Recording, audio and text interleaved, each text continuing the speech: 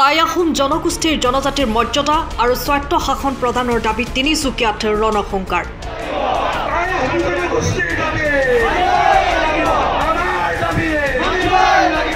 বুধবাৰে টাই আহোম জনগোষ্ঠীৰ জনজাতিকৰণ আৰু স্বায়ত্ত শাসন প্ৰদানৰ দাবীত টাই আহোম জনগণে তিনিচুকীয়াত ৰণসংকাৰ কাৰ্যসূচী ৰূপায়ণ কৰে।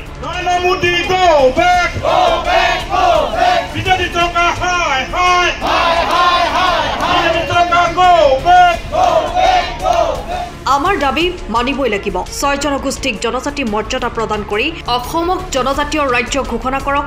অসম চৰকাৰ হুঁচিয়াৰ, টাই আহোম জিন্দাবাদ, টাই আহোম জনগোষ্ঠীক শীঘ্ৰে জনজাতিকৰণ প্ৰদান কৰক আদি দাবীৰে উত্তাল কৰি তোলে তিনিচুকীয়াৰ চহৰ।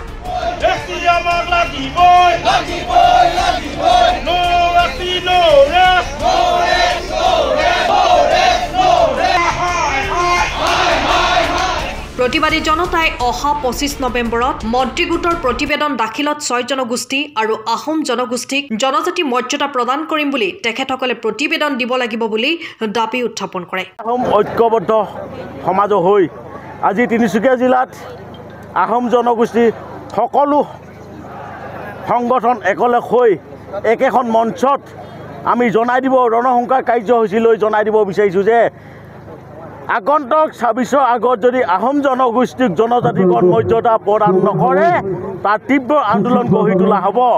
আজি আহোম ৰাইজ একত্ৰিত হৈছে।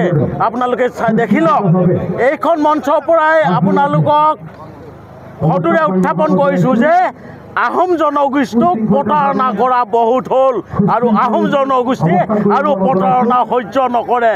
আপোনালোকে যদি অনাগত আহি থকা দিনত 26 আগত আহোম জনগোষ্ঠীক যদি জনজাতিকৰণ নকৰে তেনেহ'লে আমি আহোম জনগোষ্ঠী সমাজে আপোনালোকক গাদী উফুৱাই দিবলৈ কণ্ঠবোধ নকৰোঁ।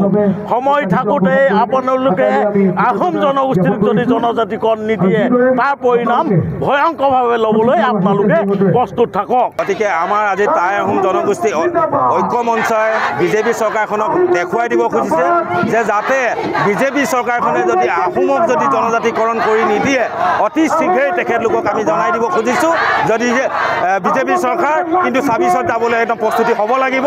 আৰু যি মুখ্যমন্ত্ৰী হিমন্ত বিশ্ব শৰ্মা ডাঙৰীয়াই কৈছে যে টাই আহোমক জনজাতিকৰণ কেতিয়াও তেখেতলোকে দিব নোৱাৰে। গতিকে যদি আমাৰ টাই আহোম জনগোষ্ঠীক জনজাতিকৰণ যদি নিদিয়ে তেতিয়াহ'লে বিজেপি চৰকাৰখনে অতি সোনকালে আমি বিজেপি চৰকাৰখনক সকীয়াই দিবলৈ অনুৰোধ জনাইছোঁ। আৰু যি এই টংকেশ্বৰ ৰাভা তেখেতে এটা বিৰোধ মন্তব্য কৰিছে যে আহোম জনগোষ্ঠীক লৈ যাতে আহোম জনগোষ্ঠীক লৈ কিনে তেখেতে বিৰোধ মন্তব্য নকৰে। গতিকে আমি টাই আহোম জনগোষ্ঠী সকীয়াই দিব খুজিছোঁ টংকেশ্বৰ ৰাভা ডাঙৰীয়াক। গতিকে আপুনি অতি সোনকালে টাই আহোম জনগোষ্ঠীক যদি ক্ষমা নোখোজে কিন্তু তাৰ পৰিণাম কিন্তু আপোনালোকে ভুগিবলৈ প্ৰস্তুত হ'ব। হয়, আমি আহোম এনাৰ পৰা প্ৰতিনিধিত্ব কৰিছিলোঁ। আজি ইয়াত অকল আহোম এনা বুলিয়েই নহয়, আহোমৰ প্ৰতিটো সংগঠনেই আজি ইয়াত উপৰি খাই পৰিছেহি আৰু ৰাইজৰ যি বিপুল সঁহাৰি ইয়াত আমি দেখি সঁচাকৈ আপ্লুত হৈ পৰিছোঁ।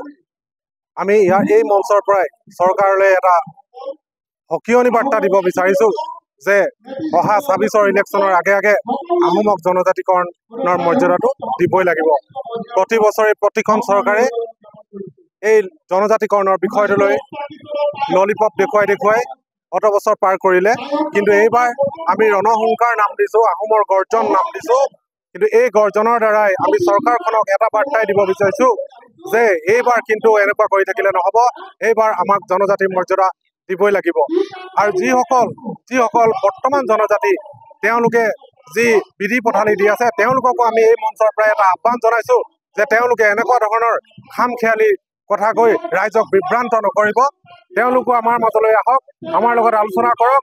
আমি চৰকাৰক একেলগে হেঁচা দিওঁ আৰু জনজাতিকৰণৰ যিটো বিষয় এই বিষয়টো আমি ইয়াতে সমাপ্ত কৰি প্ৰতিটো 6 জনগোষ্ঠীৰ প্ৰতিটো জনজাতিকে জনজাতিৰ মৰ্যাদা প্ৰদান কৰক।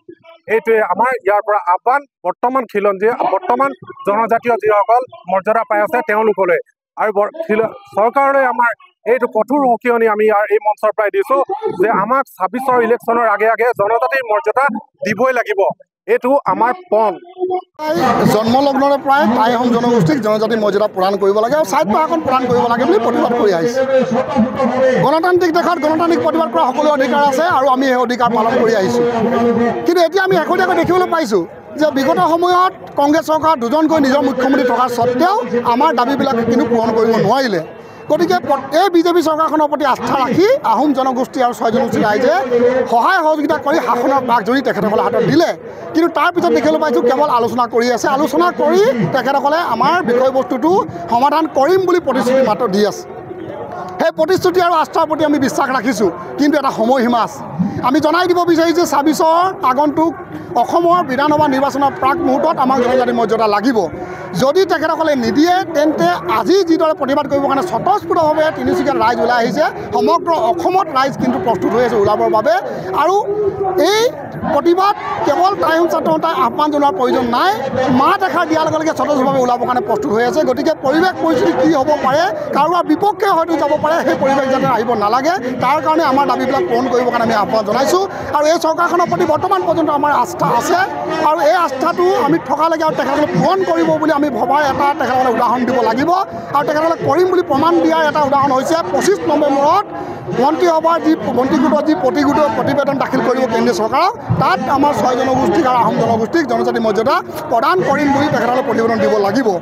যদিহে নিদিয়ে, আমি বিশ্বাসী দিব বুলি, যদি নিদিয়ে তেন্তে আজি আৰম্ভণি মাত্ৰ ট্ৰেইলাৰ হৈছে।